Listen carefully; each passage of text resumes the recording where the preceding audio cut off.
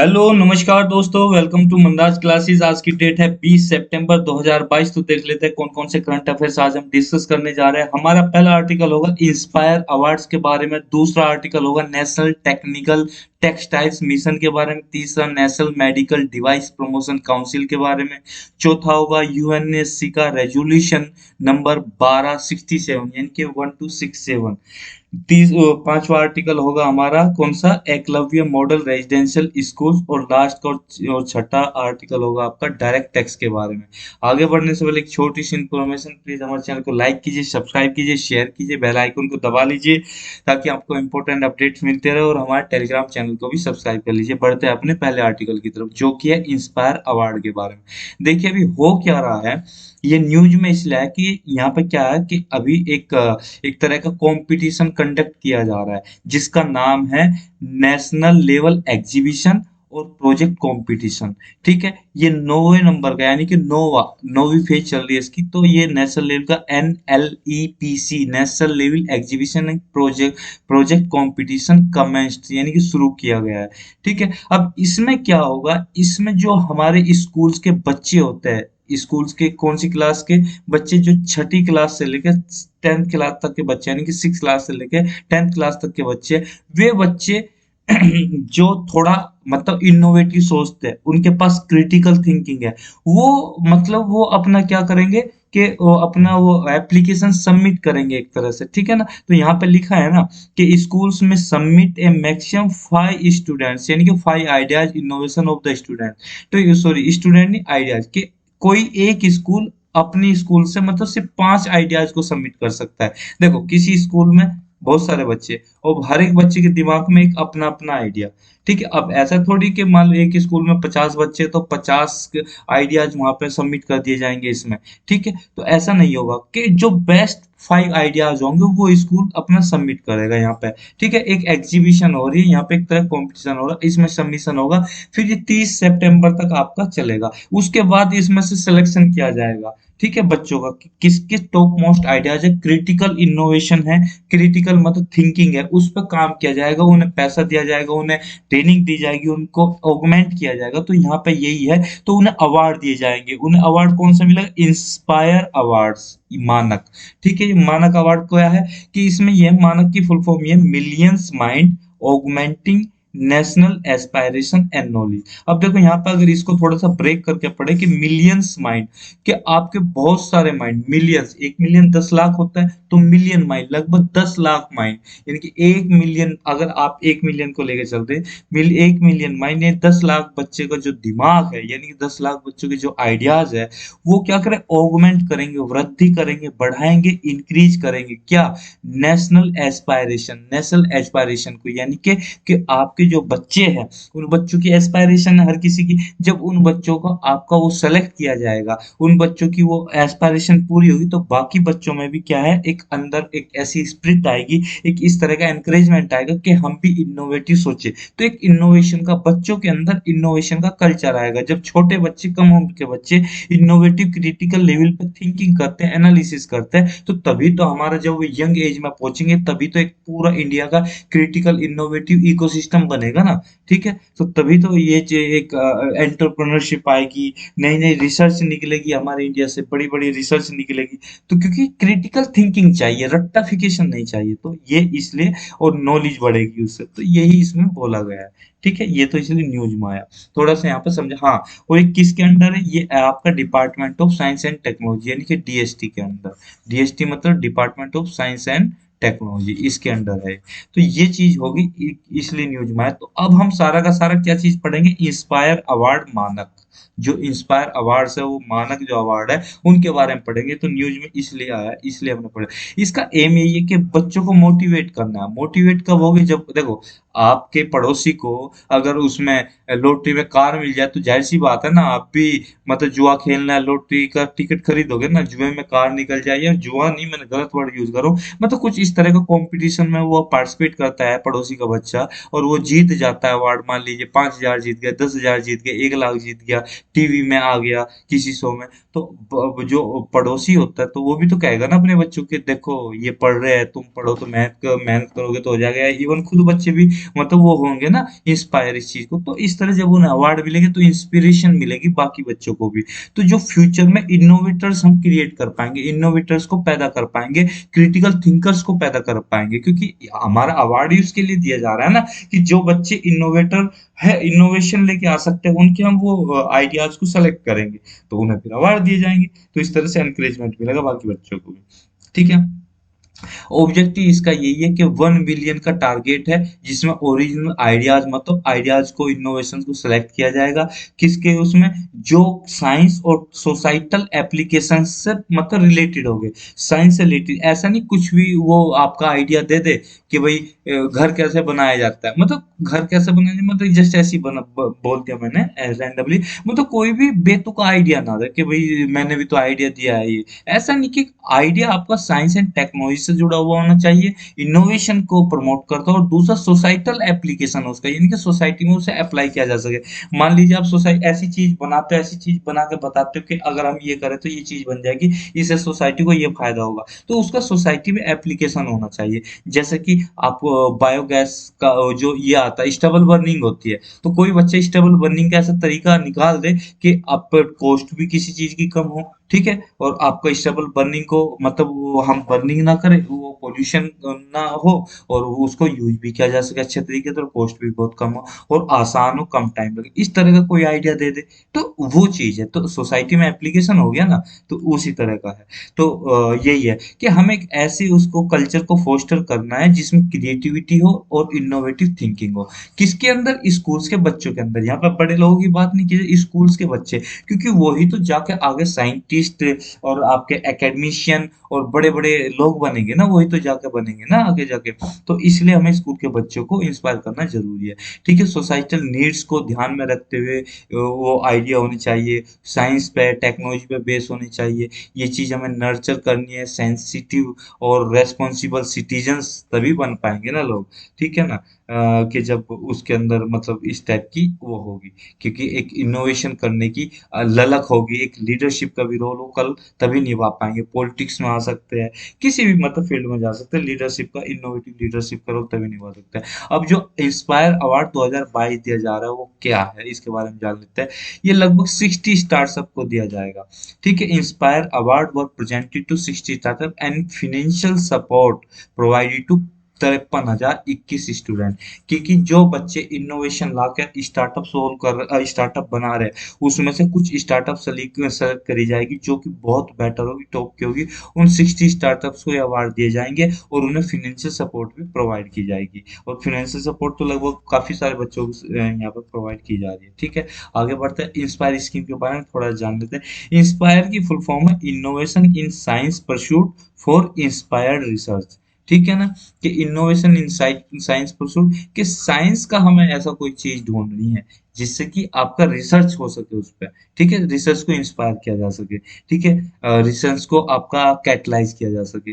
ठीक है, ये कहिए कि जो इंडिया के बहुत सारे आपके प्रोग्राम चल रहे हैं, फ्लैगशिप प्रोग्राम, उसमें से एक फ्लैगशिप प्रोग्राम ये है, किसका, ministry of science and technology का फ्लैगशिप प्रोग्राम है। ठीक है, ऑब्जेक्टिव इसका यही है कि बच्चों के साथ जो पूरी हमारी यूथ पॉपुलेशन है उनके साथ कम्युनिकेट करना है, और टैलेंट को अट्रैक्ट करना है, एस्पायर करके उन टैलेंट को अट्रैक्ट करना है, जिससे कि साइंस में अर्ली स्टेज में ही क्रिटिकल थिंकिंग ला सके अपनी माइंड में, और जल्दी सोचना शुरू कर दे। क्योंकि ऐसा होता है जब बच्चा 12वीं से निकल जाता है तब वो सोचना शुरू करता है, तब तो बहुत देर हो चुकी है, माइंड उनका पूरा जितना मोल्ड होना था वो हो गया। मगर जब बच्चा बिल्कुल आपकी एकदम उसमें है, एडल्ट एज में है, तो तब मतलब वो बिल्कुल एक बच्चे की एज में है, जैसे कि आपका वो 5वीं 6ठी क्लास का बच्चा है, तो तब वो सोचता है ना, तब उसकी माइंड की जो नसें खुलती है ना, वो बहुत ही अच्छी तरह से होता है। ठीक है, तो साइंस एंड टेक्नोलॉजी में और रिसर्च एंड में बहुत अच्छे रिजल्ट देखने को मिलेंगे, और इकोसिस्टम तैयार हो जाएगा। जो हमारी गवर्नमेंट ऑफ इंडिया है, इंस्पायर स्कीम को 2010 से इम्प्लीमेंट कर चुकी है। ऐसा नहीं कि अभी इम्प्लीमेंट हुई, 2010 में इम्प्लीमेंट हो चुकी थी। ये काफी सारे स्टूडेंट्स को कवर करती है। एज ग्रुप कौन सा है, 10 से 32 साल के बच्चों को कवर करती है। उसके 5 कंपोनेंट है, हम पांचों के पांचों को नहीं पढ़ेंगे, मगर हाँ उसका एक कंपोनेंट कौन सा है, इंस्पायर अवार्ड मानक। ठीक है, ये है। तो बस आप झलक देख लो 5 कंपोनेंट कौन से। इंस्पायर्ड स्कीम ये होगी सीड प्रोग्राम, शी प्रोग्राम और AORC प्रोग्राम। तो इसके 2 प्रोग्राम हो गए इंस्पायर्ड अवार्ड्स मानक ये हो गया, दूसरा हो गया इंस्पायर्ड इंटर्नशिप, तीसरा हो गया इंस्पायर्ड स्कॉलरशिप, इंस्पायर्ड फेलोशिप और इंस्पायर्ड फैकल्टी। यानी कि एजुकेशन में देखो कितनी सारी चीजें मतलब इस चीज में दी जा रही है। आगे बढ़ते हैं, अगला आर्टिकल हमारा national textile technical textile mission के बारे में। देखिए अभी क्या हुआ है, मिनिस्ट्री ऑफ टेक्सटाइल ने 23 स्ट्रेटेजिक रिसर्च प्रोजेक्ट्स को 60 करोड़ रुपए दिए है, जिनका काम ये होगा कि वो अपना टेक्निकल फाइबर में मतलब एक तरह से वो करेंगे, मतलब इस मिशन के अंडर टेक्निकल फाइबर को डेवलप करेंगे, उस पर रिसर्च करेंगे। कौन कौन से उसमें आवश्यकता में स्पेशलिटी फाइबर्स की, उसमें सस्टेनेबल टेक्सटाइल में, जियो टेक्सटाइल में, मोबाइल टेक में, स्पोर्ट्स टेक्सटाइल में, इनके बारे में हम जानेंगे क्या है, इनके बारे में वो क्या करेंगे, मतलब ये कहिए कि इस पे मतलब खर्च किया जाएगा, इनमें रिसर्च की जाएगी, इनमें डेवलपमेंट किया जाएगा। ये किस मिशन के अंदर हो रहा है, नेशनल टेक्निकल टेक्सटाइल मिशन के अंदर हो रहा है। और इसमें यहाँ पे ये भी बोला गया कि कितना टोटल खर्चा कितना किया, cabinet committee of on economic affairs ने कितना खर्चा किया है, वो लगभग 1480 करोड़ का इस पर खर्चा किया है, जिसके कंपोनेंटों के रिसर्च करना, इनोवेशन लाना, उसे डेवलप करना। जब आपने कोई चीज रिसर्च कर ली, इनोवेशन लेके आओ, उसे डेवलप भी करना है, ठीक है। और एक्सपोर्ट का प्रमोशन करना, कि जो आप चीज बना रहे हो उसे एक्सपोर्ट भी करोगे ना, ऐसे ही थोड़ी कि एक तो होगा कि अपने ही डोमेस्टिक कंज्यूमशन के लिए हो जाएगी, पर जब डोमेस्टिक कंज्यूमशन आपका आ जाएगा, आप वो क्या ना ब्रेक इवन पॉइंट लेके आ जाओगे, तो या अपना कंज्यूमशन को फुलफिल कर पाओगे, तो फिर तो आप एक्सपोर्ट करोगे ना, तो एक्सपोर्ट पे ध्यान देना। और मार्केट का डेवलपमेंट करना और प्रमोशन करना, एजुकेशन को प्रमोट करना, ट्रेनिंग को प्रमोट करना, स्किल डेवलपमेंट को प्रमोट करना, ये इसके कंपोनेंट होंगे आपके, ठीक है। आगे बढ़ते हैं, अब हमारा मेन वर्ड आता है, मेन फ्रेज आती है कि टेक्निकल टेक्सटाइल।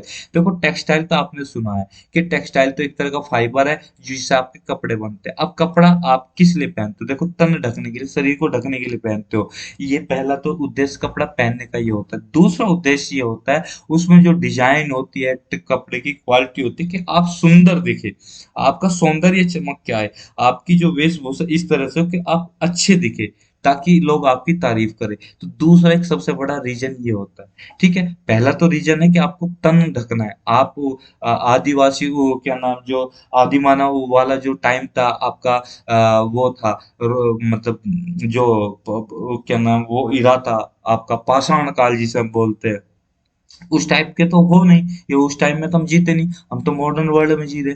तो मॉडर्न वर्ल्ड में कपड़ा तो तन ढकने के लिए तो पहले ही जाता था, पहले ही पहना ही जाता है, मगर दूसरा है कि डेकोरेटिव पर्पज से, एस्थेटिक पर्पज से। एस्थेटिक का मतलब कि अपने सौंदर्य को बढ़ाने के पर्पज से, कि अपनी सुंदरता को बढ़ाने के पर्पज से पहना जाता है। तो जो टेक्निकल टेक्सटाइल की हम बात यहाँ पे कर रहे हैं, कि टेक्निकल टेक्सटाइल इस चीज के लिए यूज नहीं किया जाता कि एस्थेटिक और डेकोरेटिव पर्पज के लिए टेक्निकल टेक्सटाइल यूज नहीं किया जाएगा। वो किस पर्पज के लिए यूज किया जाएगा, वो करा जाएगा आपका टेक्निकल और फंक्शनल जो उसकी प्रॉपर्टीज होती है ना, उसमें जो हम प्रोडक्ट बनाएंगे वो उसका किसी काम में आएगा वो चीज। जैसे कि आपका जो आपकी एयर बैग्स होते हैं गाड़ी में, कार में एयर बैग्स होते हैं, एयर बैग्स तो किसी चीज से बनता होगा ना, तो वो टेक्निकल टेक्सटाइल से बनता है, ठीक है। आपके वो जो होते हैं शील्ड होती है, एयरप्लेन की शील्ड होती है, वो भी टेक्निकल टेक्सटाइल से बनती है। और भी कई सारी चीजें टेक्निकल टेक्सटाइल से बनती है। इसके आपके क्या है, इसे आप ये भी बोल सकते हो परफॉर्मेंस टेक्सटाइल भी बोल सकते हो, फंक्शनल टेक्सटाइल भी बोल सकते हो, इंजीनियर टेक्सटाइल भी बोल सकते हो, और हाई टेक टेक्सटाइल भी बोल सकते हो। ये इसके इतने सारे नाम है। यहाँ पर अगर आप डेफिनेशन देखना चाहे तो टेक्निकल टेक्सटाइल आता है textile product manufactured mainly for the technical and functional properties, ठीक है। इस प्रॉपर्टीज की वजह से जो प्रोडक्ट बनते हैं उनको टेक्निकल टेक्सटाइल बोलते हैं, ठीक है, ना कि एस्थेटिक और आपका डेकोरेटिव कैरेक्टरिस्टिक्स की वजह से, ठीक है। ये है। अब यहाँ पे टेक्निकल टेक्सटाइल को थोड़ा सा डिफरेंशिएट कर ले कि कॉन्वेंशनल टेक्सटाइल जो हम यूज करते हैं वो टेक्निकल टेक्सटाइल, टेक्निकल टेक्सटाइल हमने पढ़ ही लिया। कन्वेंशनल टेक्सटाइल में क्या होता है कि एस्थेटिक और डेकोरेटिव पर्पज की वजह से हम उसको धागे को यूज करते हैं। जो इसका फाइबर होता है वो नेचुरल सिंथेटिक भी हो सकता है, कन्वेंशनल की बात कर रहे हैं, ठीक है। और इससे हम यार्न को स्पन करते हैं और यार्न को फिर वोवन करते हैं, मतलब सिलते हैं और उससे धागा बनता है, फैब्रिक बन जाता है, कोई कपड़ा बन जाता है, जर्सी, स्वेटर, कोई भी चीज, कोई कपड़ा बन जाता है, ठीक है। जबकि टेक्निकल टेक्सटाइल जो होता है उसको हम मैन्युफैक्चर करते हैं किस चीज के लिए, परफॉर्मेंस के लिए।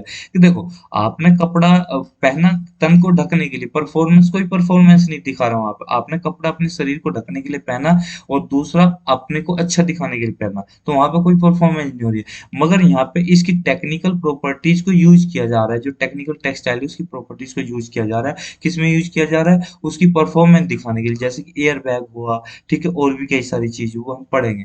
तो यहाँ पे जो फंक्शन है इसका यही सब पता है। ऑटोमोबाइल इंडस्ट्री में यूज किया जा सकता है, सिविल इंडस्ट्री में, कंस्ट्रक्शन में, एग्रीकल्चर में, हेल्थ केयर में, इंडस्ट्रियल सेफ्टी में और पर्सनल प्रोटेक्शन के लिए आपका यूज किया जा सकता है। जैसे कि हेलमेट होता है इंडस्ट्री में, केमिकल इंडस्ट्री हेलमेट होता है, तो भी टेक्निकल टेक्सटाइल से बना होगा, ठीक है। यानी कि टेक्निकल टेक्सटाइल जो है, ये जो प्रोडक्ट होता है वो कहाँ से, इसकी डिमांड को कैसे पूरा करता है, ठीक है। ये जो डेवलपमेंट करके और इंडस्ट्रियलाइजेशन करके, किसी भी कंट्री का डेवलपमेंट और इंडस्ट्रियलाइजेशन होगा तो इसका मतलब टेक्निकल टेक्सटाइल वहां पे है। ये सब चीजें हैं। तो अब इसके बारे में जानते हैं। अब इसके यूजेस की बात करें तो यूजेस के बेसिस पे, यूजेस की बिना पर हम इसे 12 सेगमेंट में डिवाइड करते हैं, ठीक है। 12 सेगमेंट कौन कौन से, एग्रीकल्चर में एग्रीकल्चर टेक्सटाइल यानी कि एग्रोटेक बोल दो, मेडिकल टेक्सटाइल, ठीक है, मेडिटेक बोल दो, तो शॉर्ट फॉर्म में बिल्ड टेक बोल दिया, मोबाइल टेक बोल दिया, क्लोथ टेक बोल दिया, ओको टेक बोल दिया, जियो टेक बोल दिया, pack tech, home tech, pro protech, इंडक्टेक, ठीक है, स्पोर्ट टैग। तो ये सब जो है आपकी क्या है कि इन इन फील्ड में, यहाँ पे 12 फील्ड है, इन फील्ड्स में इसका यूज है। अब हम छोटा सा एग्जांपल ले लें मोबाइल टैग का। मोबाइल टैग का मतलब ये नहीं कि मोबाइल में यूज होगा, यूज हो सकता है किसी पर मोबाइल से मतलब है यहाँ पे जो चीज मूवेबल है, मोबाइल है, ठीक है। तो जैसे व्हीकल होता है, तो व्हीकल में आपकी क्या होती है, सीट बेल्ट होती है, उससे बनाने में, एयर बैग्स बनाने में मैंने बात की थी ना, यानी कि एयरप्लेन्स की सीट बनाने में, तो इसमें। अब जियो टैग की बात जो करते हैं, तो जियो टैग की बात आपका जो आपकी उसकी मिट्टी हो गई या मिट्टी को सही से होल्ड बैक करने के लिए इस चीज में यूज किया जा सकता है, ठीक है। तो ये सब चीजें, तो एप्लीकेशन यहाँ पे बताए गए, तो हमने एप्लीकेशन भी जान लिया। अब इसके बारे में जान लेते हैं, नेशनल टेक्निकल टेक्सटाइल मिशन है क्या। देखो, इसको 2020 में अप्रूव किया था किसने, cabinet committee on economic affairs ने। टोटल खर्चा 1480 करोड़ का, ठीक है। 4 साल के लिए इसको किया था, कब से कब तक, 2020, 21, 23, 24 तक के लिए। इसका एम यही है कि इंडिया को एक ग्लोबल लीडर बनाना है, किसमें, टेक्निकल टेक्सटाइल में, ठीक है। और जो हमारी डोमेस्टिक मार्केट का साइज है उसे $40 बिलियन से $50 बिलियन तक पहुंचाना है। अभी कितना है, $40 बिलियन है, और इसे $50 बिलियन तक पहुंचाना है, कब तक, 2024 तक $50 बिलियन तक इसे पहुंचाना है, ठीक है। हमें सपोर्ट करना है किसको, मेक इन इंडिया को सपोर्ट करना है, क्योंकि मेक इन इंडिया यही होगा ना कि आप अब इसका प्रोडक्शन बढ़ाइए ना। अगर आप ग्लोबल लीडर तो तभी बढ़ोगे ना, पहले अपनी डोमेस्टिक मार्केट को कैप्चर कर लोगे, डोमेस्टिक जो कंज्यूमशन है उसको फुलफिल कर लोगे, सैचुरेट कर दोगे, तभी तो आप सप्लाई करोगे। आपकी डोमेस्टिक जो डिमांड है वही कंप्लीट नहीं होगी तो बाहर कैसे सप्लाई करोगे। तो ग्लोबल लीडर तो बनने से रहे फिर। तो इसलिए मेक इन इंडिया आपको करना पड़ेगा बहुत हाई लेवल पे, और जिसमें किया भी जा रहा है, और हमें इसे डोमेस्टिक मैन्युफैक्चरिंग को प्रमोट करना पड़ेगा। उसमें मशीनरी इक्विपमेंट पे आपकी सब्सिडी भी देनी पड़ेगी और उन्हें बहुत हाई स्केल पे यूज करना पड़ेगा। इसके कंपोनेंट की बात करें तो इसके 4 कंपोनेंट है। 4 कंपोनेंट में किस किस चीज पे फोकस किया गया, R&D पे फोकस किया, रिसर्च एंड डेवलपमेंट पे और इनोवेशन पे। खर्चा कितना आएगा, 1000 करोड़। सेकंड कंपोनेंट में क्या बोला है कि आपका प्रमोशन और डेवलपमेंट ऑफ मार्केट, मार्केट जो होगी टेक्निकल टेक्सटाइल की मार्केट को आप डेवलप कर दोगे और उसका प्रमोशन कर दोगे तो आपका बिजनेस क्या हो जाएगा, बढ़ जाएगा, यानी कि आपका जो वो है शेयर है मार्केट में वो बढ़ जाएगा। थर्ड कंपोनेंट क्या है, एक्सपोर्ट का प्रमोशन करना, ठीक है। दूसरा ये इसमें टेक्सटाइल एक्सपोर्ट का जो है प्रमोशन करना। और आपका और एक इसमें है कि आपका जो प्रमोशन काउंसिल को सेटअप करना, जो इस चीज को देखेगी, स्पेशली इस चीज को देखेगी। अब ऐसा ही नहीं है ना कि इंडस्ट्री हर चीज को देखेगी, इंडस्ट्री का काम ही होगा बना दिया, बना के आपने किसी एक जगह दे दिया, डीलर को दे दिया, वो डीलर आपका क्या करेगा, गवर्नमेंट के साथ टाइप टाइप करके, इंस्टीट्यूशन के साथ टाई अप करके प्रमोशन करेगा उसका, और उसे बाहर विदेशों में एक्सपोर्ट करेगा। चौथे कंपोनेंट में एजुकेशन प्रोवाइड करना, ट्रेनिंग देना, स्किल का डेवलपमेंट करना जो आपके लोग होंगे, ठीक है। क्योंकि अगर टेक्निकल एजुकेशन हायर लेवल पे, हायर इंजीनियरिंग लेवल में प्रोवाइड की जाएगी, टेक्नोलॉजी दी जाएगी, इससे हमारा टेक्निकल टेक्सटाइल जो आपका डिपार्टमेंट है और उसका एप्लीकेशन अच्छे लेवल का हो हो जाएगा। तो इसके 4 कंपोनेंट थे। इंडिया की अगर हम बात करें, इंडिया की कहाँ स्टैंड कर रहा है, तो अब जियो टेक्सटाइल, जो टेक्निकल टेक्सटाइल है, उसकी ग्रोथ की बात करें इंडिया में, तो थोड़ा मोमेंटम मिला है पिछले 5 सालों में। और ग्रोथ कितनी देखने को मिली है? 8% पर एनम की ग्रोथ देखने को मिली, जो कि बहुत बहुत बहुत कम है। ठीक है। इसका एम ये है कि लगभग आने वाले 5 साल में इसकी ग्रोथ 8% से लेकर कितनी हो जाए, 25 से 20%, वो 15 से 20% इसकी ग्रोथ हमें चाहिए आने वाले 5 साल में। ठीक है। अब इंडिया टेक्सटाइल जो आपका टेक्निकल टेक्सटाइल सेगमेंट है, वो 16 बिलियन का है। लगभग 60% है किसका? ग्लोबल टेक्निकल टेक्सटाइल मार्केट का। ठीक है। ग्लोबल टेक्सटाइल मार्केट कितनी है आपकी? 250 मिलियन डॉलर की है। ठीक है। अब आप देख लो, अंदाजा लगा लो कि हमारी कहाँ पे है, ऊँट के मुंह में जीरे के बराबर। अब बिगेस्ट प्लेयर की बात करें, बिगेस्ट प्लेयर कौन है? यूएसए है, वेस्टर्न यूरोप है, चाइना है, जापान है। मतलब विदाउट डाउट यही चार होने थे। ठीक है। अब इसी अगला आर्टिकल हमारा national medical device promotion council के बारे में। देखिए अभी हुआ क्या है कि जो इसमें इशू होते हैं मेडिकल में, मेडिकल फील्ड से रिलेटेड, उस इश्यू को क्या करने के लिए, डील करने के लिए क्या है, एक दोबारा से रिकॉन्स्टिट्यूट की गई है एक काउंसिल, जिसका नाम है national medical device promotion council. जो ये मेडिकल डिवाइसेस होते हैं, जैसे कि आपका एक्सरे मशीन हुई, स्टेथोस्कोप हुआ, आपका थर्मोमीटर हुआ, और भी कई सारी चीजें, और भी कई सारी मशीन, जो भी डिवाइस है मेडिकल डिवाइस, उसके खरीदने में, फिरोख्त में बहुत सारे इश्यूज आ जाते हैं। तो उन इश्यूज को क्या टैकल करने के लिए, ठीक है, इस इश्यू को टैकल करने के लिए दोबारा से एक national medical device promotion council आपकी रिकॉन्स्टिट्यूट की गई है। पहली बार इसकी मीटिंग हुई है। ठीक है। जो इशू है, मेडिकल टेक्नोलॉजी इंडस्ट्री के जो इशू है, उनको लिया गया है, इसके थ्रू उनको सोल्व आउट किया जाएगा। तो यही इसमें बताया गया। ठीक है। आगे बढ़ते हैं, इसके बारे में थोड़ा जान लेते हैं। इसको किसने चेयर किया? जो सेक्रेटरी होता है डिपार्टमेंट ऑफ फार्मास्यूटिकल का, वो सेक्रेटरी होगा, वो इसको चेयर करेगा। ये किसके अंडर आता है?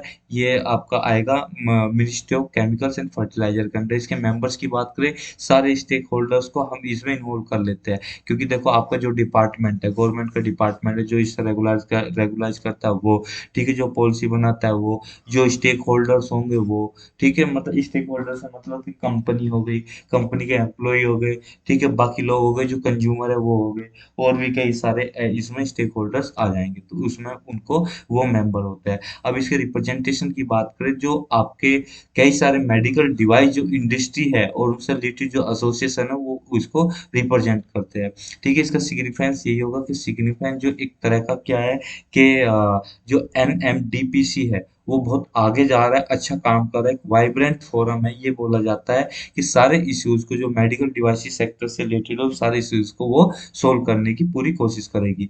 यानी कि ये कहिए कि जो सनराइज सेक्टर है, यानी कि ऐसे सेक्टर जो जिनमें डिस्प्यूट रहता है, जो उभर रहे हैं, जिनमें थोड़ा सा ध्यान देने की जरूरत है, जो उभरने वाले सेक्टर जो उभर सकते हैं, उनमें बहुत ज्यादा पोटेंशियल है। मगर सोशल ऑब्लिगेशंस भी है उनकी। सोशल ऑब्लिगेशन है क्योंकि मेडिकल का फील्ड है, तो मेडिकल के फील्ड में सोशल ऑब्लिगेशन बहुत ज्यादा हो जाती है। ठीक है। आगे बढ़ते हैं, अब इसके एजेंडे की बारे में बात कर ले कि क्या इसमें बोला गया है। जो आपकी सीडीएससी है, यानी कि central drugs standards and control organisation है, और स्टेट लाइसेंसिंग अथॉरिटीज है, ये दोनों ही क्या इसके बारे में बताते रहेंगे, अपडेट प्रोवाइड करते रहेंगे कि भाई जो ट्रांजेक्शन हो रहा है, ट्रांजिशन हो रहा है लाइसेंस का, क्लास ए और क्लास बी जो मेडिकल डिवाइसेज है उनके लिए, जो आपके लाइसेंस दिए जाएंगे ना खरीदने के लिए, तो ऐसा थोड़ी मैं जाके कल को वो एक्सरे मशीन खरीद लो, गवर्नमेंट पूछेगी ना किस लिए खरीद रहे हो, आपके पास लाइसेंस है कि इसको चलाने का, आपके पास डॉक्टर बनने का वो डॉक्टरी का लाइसेंस है क्या, मेडिकल का आपने पढ़ाई की होगी ना, या पैथोलॉजी की पढ़ाई की, किसी भी चीज की पढ़ाई की हो, तो उससे आपका मतलब जिस चीज के डॉक्टर होगे तो तभी तो आप खुद चला पाओगे ना मशीन। तो पहले लाइसेंस, ये दोनों क्या है, मतलब अपडेट देते रहेंगे कि जो है हमारा ये जो काम है डिवाइसेस खरीदने बेचने का, ये स्मूथ तरीके से हो रहा है, और जो है पैसा ट्रांसफर सही तरीके से हो। दूसरा पॉइंट इसमें रखा कि 100% एफडीआई कर दी गई है मेड टेक सेक्टर में, ऑटोमेटिक रूट के थ्रू। मेड टेक मतलब मेडिकल टेक्नोलॉजिकल ये सेक्टर है। ठीक है। ठीक। और दूसरा है प्रोडक्ट लिंक इंसेंटिव स्कीम, यानी कि इंसेंटिव ये प्रोवाइड किया जाएगा मेडिकल डिवाइसेस को खरीदने पे। मेडिकल डिवाइसेस जो पार्क बनाए जाएंगे, मेडिकल डिवाइसेस पार्क बनाए जाएंगे 4 स्टेट में। कौन कौन से स्टेट में? हिमाचल प्रदेश में, तमिलनाडु में, मध्य प्रदेश में और यूपी में। ठीक है। 4 आपके मेडिकल डिवाइसेस पार्क बनाए जाएंगे।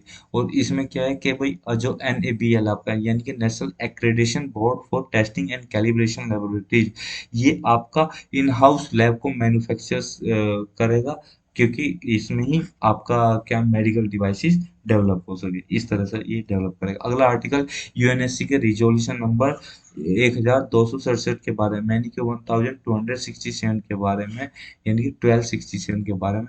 हुआ क्या है कि आप जानते हो कि जब भी हम पाकिस्तान जनित टेरर को उसे यूएनएससी में उसका मुद्दा उठाता है और उसे टेरर ऑल वर्ल्ड लेवल पे, ग्लोबल लेवल पे टेरर घोषित कराने की कोशिश करते हैं, तो चाइना अपनी वीटो को इस्तेमाल करके हमारे जो स्टैंड को ना वॉइड कर देता है। तो इस बार भी फिर से चाइना ने यही काम किया कि चाइना ने हमारा जो इंडिया और यूएस का जॉइंट अटेम्प्ट था कि जो आपका ये है साजिद मीर है, जो कि लश्कर तैयबा का कमांडर है, और इसने जो आपका 26/11 का जो मुंबई टेरर अटैक हुआ था, ठीक है, वो इसी ने कराया था।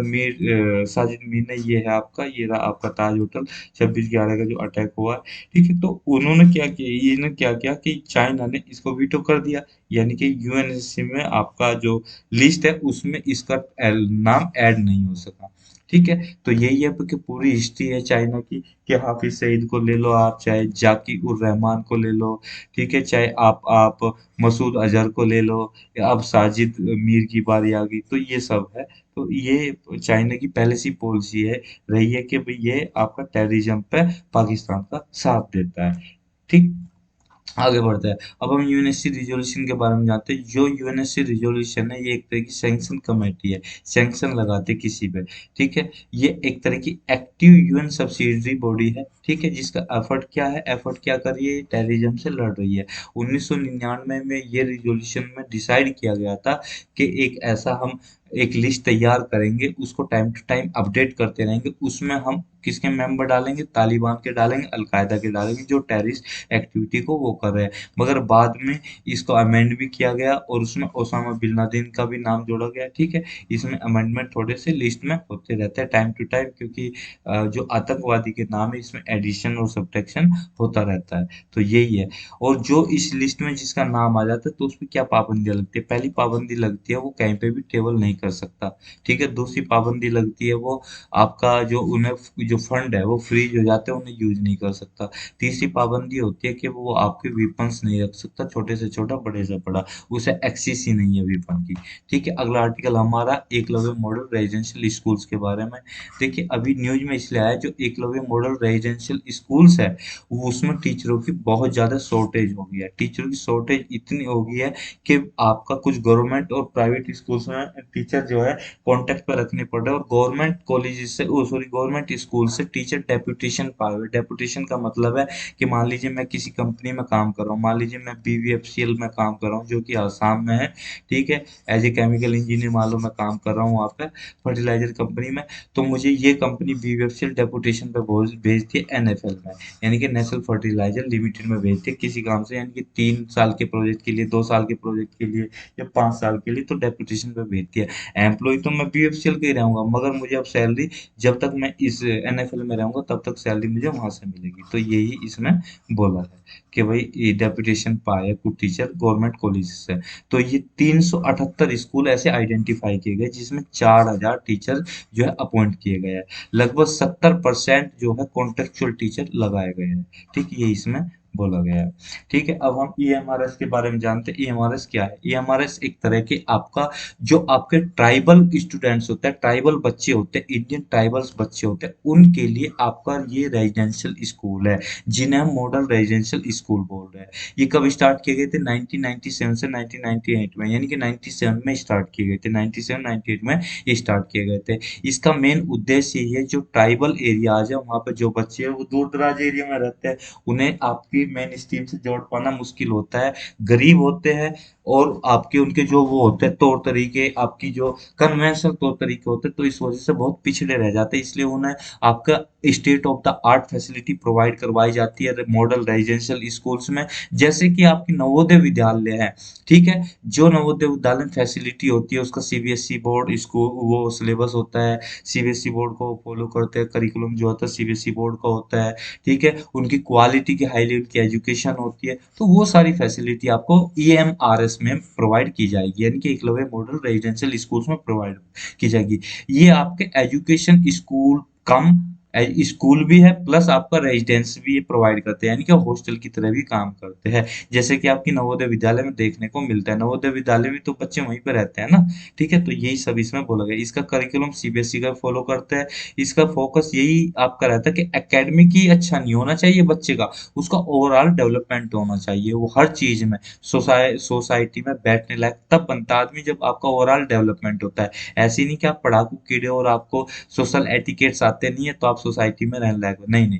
384 फंक्शन जो स्कूल्स है वो किसकी तर्ज पर डेवलप किए जा रहे हैं, तो आप किए गए हैं पूरी कंट्री में, वो आपके नवोदय विद्यालय की तर्ज पे उसको देखा देख डेवलप किया जा रहा है। इसमें state of the art facility provide की जाएगी, इनकी जो लोकल आर्ट है कल्चर है उन्हें प्रिजर्व किया जाएगा, इसमें स्पोर्ट्स में ट्रेनिंग दी जाएगी और स्किल्स की ट्रेनिंग दी जाएगी, स्किल्स का डेवलपमेंट किया जाएगा। एसटी की अगर हम उसकी बात करें कि भाई पॉपुलेशन की, तो कंट्री में इंडिया की जो टोटल पॉपुलेशन है उसका 8.6% कह लीजिए, यानी कि 8.5% कह लीजिए, लगभग 11 करोड़ आपकी पॉपुलेशन है इनकी। ठीक है, अगर कवरेज की बात करें तो इसमें ये बोला गया है कि जो भी हर एक इंटीग्रल ट्राइबल डेवलपमेंट एजेंसी है जहाँ पे भी 50% एसटी की पॉपुलेशन है वहां पे कम से कम एक ईएमआरएस होना जरूरी है। ठीक है, यानी जहाँ पे 50% पॉपुलेशन ट्राइबल एरिया का वहां पे भी एक आपका residential model Eklavya model residential school होना जरूरी है। और ये बात बजट में भी बोली गई 2018-19 की, उसमें क्या बोला गया कि हर एक ब्लॉक में जहाँ पे 50% एसटी की पॉपुलेशन है और 20,000 ट्राइबल पर्सन है, ठीक है ना, एसटी की पॉपुलेशन 50% होनी चाहिए कम से कम। ठीक है, ज्यादा भी हो सकती है पर 50% से कम नहीं होनी चाहिए, मगर 20,000 ट्राइबल पीपल वहां पे रहते हैं, तो वहां पे 2022 के एंड तक आपका एक ईएमआरएस तो होना ही होना चाहिए। ठीक है, अब यहाँ पे कुछ आपके ट्राइबल एरियाज दिखाए गए इंडिया के मैप में। ठीक है, उनकी पॉपुलेशन दिखाई गई और यहाँ पे नंबर, मतलब कहाँ पे उनकी डेंसिटी ज्यादा है, पॉपुलेशन ज्यादा है, इस ग्राफ में इस पिक्चर में दिखाएगा। और यहाँ पे कुछ एसटी टाइप दिखाई गई, जैसे जम्मू एंड कश्मीर में पंडीर रहते हैं, राजस्थान में मेघवाल रहते हैं, गुजरात में भील रहते हैं, और यहाँ पे आपके कर्नाटक में सिद्धि हलक्की रहते हैं, कुरुम्बा रहते हैं आपको केरला में, आंध्र प्रदेश में चेंचू कमसाली, मडिगा, माला, नायडू, वेल्मा, वयासा, तो ये सब रहता है, ऐसे आप इन्हें पढ़ सकते हो। ठीक है, यहाँ पे आपकी पॉपुलेशन की अगर बात करें, एसटी की पॉपुलेशन देखो, जो ये आपका ऑरेंज जो कलर है, जैसे कि यहाँ पे है सबसे ज्यादा पॉपुलेशन, यानी कि मेघालय, मिजोरम और नागालैंड में एसटी की पॉपुलेशन 50% से ज्यादा है। ठीक है, ब्लू कलर जो है इसमें 50 से और 75% के बीच में है, यानी कि 50 से ज्यादा और 75 से कम है। अरुणाचल प्रदेश की बात हो रही है, यहाँ पे 50 से ज्यादा 75 से कम है। ग्रीन वाले में 25 से ज्यादा है और 50 से कम है, यानी कि आपको झारखंड और छत्तीसगढ़ में जो एसटी की पॉपुलेशन 25% और 50% के बीच में है, यानी कि 25% और 50% के बीच में है आपकी। ठीक है, ये पॉपुलेशन। और जो आपका ये है क्या नाम, येलो कलर वाले है, जो भी पोर्शन है स्टेट है उसमें 10% से ज्यादा 25% से कम है, कौन कौन सा है, राजस्थान, गुजरात, मध्य प्रदेश, उड़ीसा और आसाम। ठीक है, और अगर बात करें हम इसकी ब्लू कलर की, तो ब्लू कलर में 10% से कम है, इसमें महाराष्ट्र, आंध्र प्रदेश, कर्नाटका, तमिलनाडु, केरला, ठीक है, उत्तर प्रदेश, उत्तराखंड, हिमाचल प्रदेश, बिहार और आपका वेस्ट बंगाल, ये सब स्टेट इसमें आ जाते हैं। अगर हम बात करें व्हाइट वाले की, तो सिर्फ इंडिया में सिर्फ दो ही स्टेट ऐसे हैं, जैसे पंजाब और हरियाणा, जहाँ पे एसटी की पॉपुलेशन बिल्कुल भी नहीं है। आपको एससी मिलेंगे पर एसटी नहीं मिलेंगे। ऑब्जेक्टिव ये है इनका फिजिकल, मेंटल और सोशल डेवलपमेंट करना है सभी स्टूडेंट का, हर एक रेजिडेंशियल स्कूल में स्टूडेंट्स को एम्पावर करना है, जिससे कि चेंज एजेंट्स बन सके, यानी कि जो एजेंट को वो चेंज लाने वाले ऐसे लोग बच्चे बन सके, जिसकी देखा था दूसरे भी लोग इसको अपनाए, पढ़े और वो भी चेंज एजेंट बने। इस तरह से पूरा कल्चर, पूरी एक लोग मतलब वो बन जाएगी कम्युनिटी पॉपुलेशन इन लोगों की, तो जिससे कि पूरा चेंज लेके आ सकेंगे अपनी सोसाइटी में। और इन पे अलग तरह से फोकस किया जाएगा एजुकेशन के पॉइंट ऑफ व्यू से। ठीक है, जो भी डिफरेंट क्लास में जो बच्चे, हर एक पॉइंट ऑफ व्यू से उन पे अलग अलग फोकस किया जाएगा। ये एनुअल जो एक्सपेंसेस है उसको सपोर्ट करते हैं। ठीक है, कंस्ट्रक्शन ऑफ इंफ्रास्ट्रक्चर उसको ये करते हैं। ठीक है, अब अगला आर्टिकल हमारा डायरेक्ट टैक्स के बारे में। देखिए अभी हुआ क्या है कि इंडिया का जो नेट डायरेक्ट टैक्स कलेक्शन है वो क्रॉस कर गया है 7 लाख करोड़ को अभी। ठीक है, जो कि 23.33% हायर है पिछले साल की तुलना में। तो इसका मतलब ये हुआ कि अगर इतना क्रॉस किया है कि हमारी जो पैंडेमिक टाइम था, उस वक्त तो रेवेन्यू तो बहुत वो था ना, एकदम बहुत लो रेट पे चला गया। तो इसका मतलब ये हुआ कि हमारी जो इकोनॉमी है वो बहुत तेजी से रिकवर कर रही है, पोस्ट पैंडेमिक रिबाउंड कर रही है। ठीक है, अब हम यहाँ पे वर्ड जानते हैं डायरेक्ट टैक्स क्या होता है। डायरेक्ट टैक्स एक तरह का टैक्स वो होता है जो कोई भी पर्सन या कोई भी ऑर्गेनाइजेशन आपको डायरेक्ट पे करती है किसी मतलब गवर्नमेंट को। जैसे कि आपका जो टैक्स हो गया, जैसे कि इनकम टैक्स हो गया, प्रॉपर्टी टैक्स हो गया, पर्सनल प्रॉपर्टी टैक्स हो गया, टैक्स ऑन एसेट्स हो गए, ये सब आपकी डायरेक्ट टैक्स की कैटेगरी में आ जाता है। ठीक है, जबकि बायसी टैक्स की बात करें, जो बायसी टैक्स होता है, बायसी टैक्स में क्या होता है कि आपका रेवेन्यू तो इंक्रीज करता है, गवर्नमेंट ऑफ इंडिया का रेवेन्यू तो इंक्रीज करेगा, मगर वो उस केस में जब आपकी इंटरेस्ट रेट ना बढ़ाएगा। ठीक है, इंटरेस्ट रेट ना बढ़ाएगा, रेवेन्यू इंक्रीज कर रहा, तब आता है कि भाई इसमें क्या नाम बायंसी देखने को आपको मिलती है। ठीक है।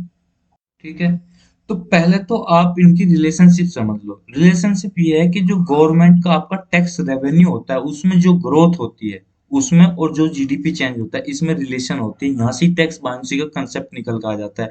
ये दूसरे शब्दों में ये कहते हो, ये टैक्स बायंसी है वो किस चीज को रेफर करता है, वो रेस्पॉन्स को रेफर करता है। रेस्पॉन्स किसका, जो टैक्स रेवेन्यू ग्रोथ हुई है और किसके जीडीपी का जो चेंज हुआ उसके रेस्पेक्ट में आपकी रेस्पॉन्स को वो करता है। या ये कहिए दूसरे उसमें, अगर बिल्कुल ही टेक्स्ट बायंट की पर्टिकुलर लैंग्वेज को आपको यूज करना है, कि जब रेवेन्यू इंक्रीज करता है आपका बगैर आपका टैक्स रेट इंक्रीज करे, ठीक है, तो तब आपका जो टैक्स आता है ऊपर का वो आपका टैक्स बायंसी कहलाता है।